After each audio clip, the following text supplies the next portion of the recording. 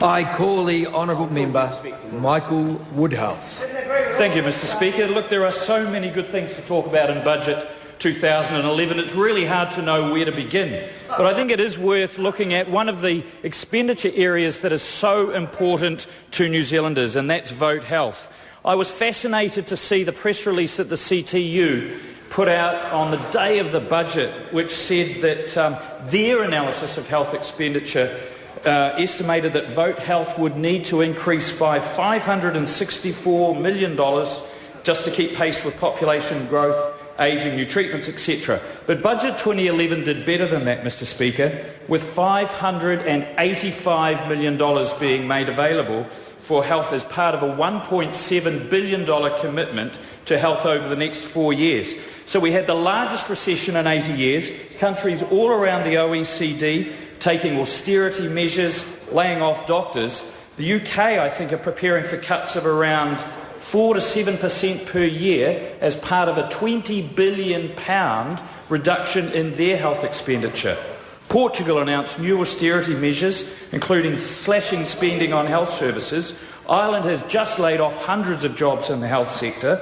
And amongst all of this, this government raises vote health by $1.7 billion. $80 million for new medicines. Well, it's worth hearing again, Mr Prasad. Good news is worth repeating again and again. So listen up, I'm sure you'll be delighted to hear the data again. $68 million more for elective surgery. And you know, we campaigned on moving up the number of elective surgeries from 114,000 in 2008 to 190-something thousand by 2025. And the government's achieved a third of that growth in just 2 years. And there are now more resources to do more surgery and return more New Zealanders back to health. $55 million more for mothers and babies.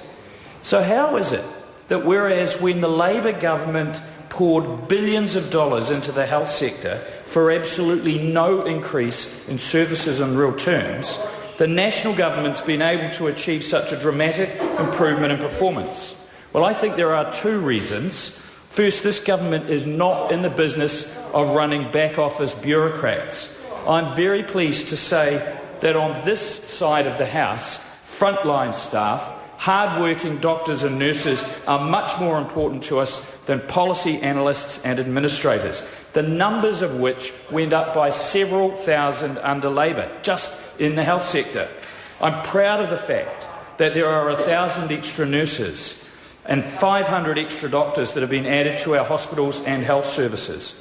And the second reason is that government understands that it is possible to be more productive, to produce a lot more with a little more, and simply setting expectations about performance and watching our DHBs meet and exceed them has been particularly pleasing, because DHB staff tell me how proud they are of those achievements, and I look forward to those productivity improvements continuing. One of the vote reductions that's flown a little bit below the radar, I think, has been that in Vote ACC, which is the government's contribution to the non-earner account, and more than $600 million reduction in Vote ACC has been achieved, not because we have cut or slashed, simply because we have set a higher expectation for rehabilitation performance in ACC. And that $600 million is part of a multi-billion-dollar reduction in the present cost of the future cost of the present claims. And I look forward to more of that happening when ACC is opened up to competition in the work account, because it will work. Competition is a good thing, and if it's not going to, this time, as opposed to what was happening in 1998, employers and self-employed will be given the opportunity to stay with ACC. It is a fail-safe device, which means that if the premiums go up, then simply all an employer has to do is stay with ACC. So there's many more expenditure areas, I think, that are good news in the budget, but I think the real story about Budget 2011 is in the path to surplus that's been outlined. So despite the global financial crisis, despite finance company collapses, despite 2 earthquakes, snowstorms in Southland, kiwi fruit scares in the Hawke's Bay, storms in the North Island as well. Despite all of those things, this budget provides $5.5 billion for the rebuild of Christchurch and returns the government's books to surplus a year earlier than Budget 2010 does. And it's been done without a slash and burn austerity measures that have been so evident around the world.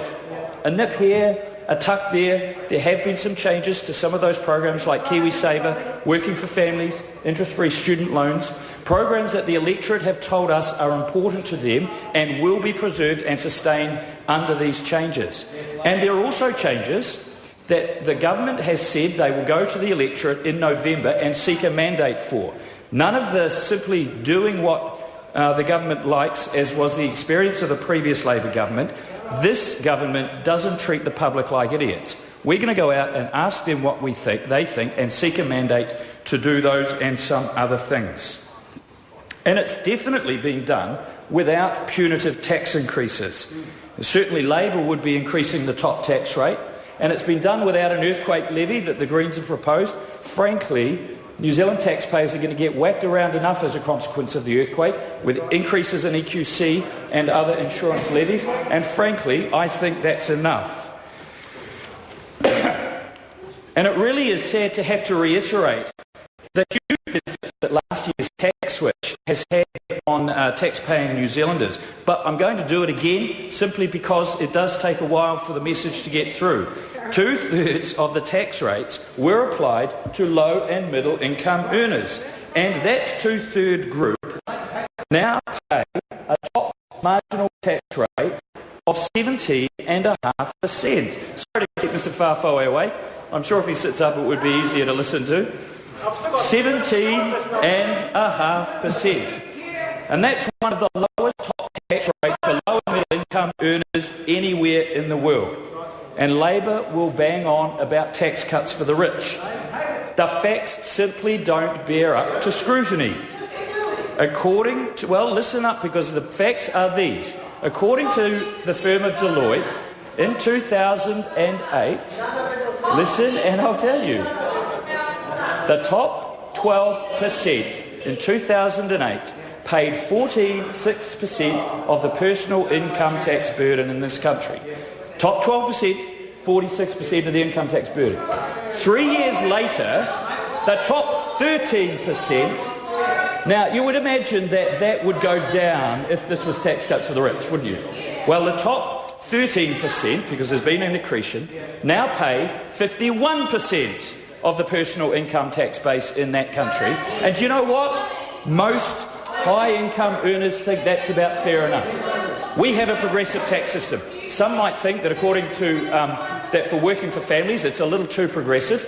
If you're a family with 2 kids earning 50% more than another family, 50% more, you might pay 700% more in income tax and have a marginal tax rate of around 58 cents in the dollar. But most people think that's only fair enough. What they don't think is that that's too easy and that they should be whacked again.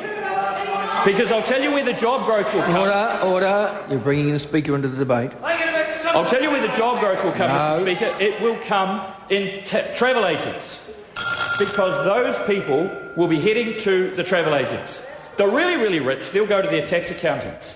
And my mates would love, in the tax sector, would love to see Labor come back and slap top personal tax rates of 39, 40% on. Because that creates a sort of tax planning need that they have done so well out of under the previous Labor government. And they complain about LAQCs, and they complain about the rich not getting Working for Families and their children getting student allowances. Well, if that was the case, why take the top tax rate and widen it so much from the trust rate, which creates the environment for those legitimate tax planning exercises to be done? And don't think that it will stop there, Mr Speaker. The high tax rates will be followed by higher spending, higher interest rates, higher borrowing, higher exports of our best and brightest in this country. And I will put this government's budget and this government's plan for growth up against whatever Labor have to offer at the November 2000 election. I have no idea what that is, because you wouldn't know given the debates that we've had in this speech. But I'm very happy to put that up against Labor's policies any time. They have decided to I call the honourable member Phil Twyford.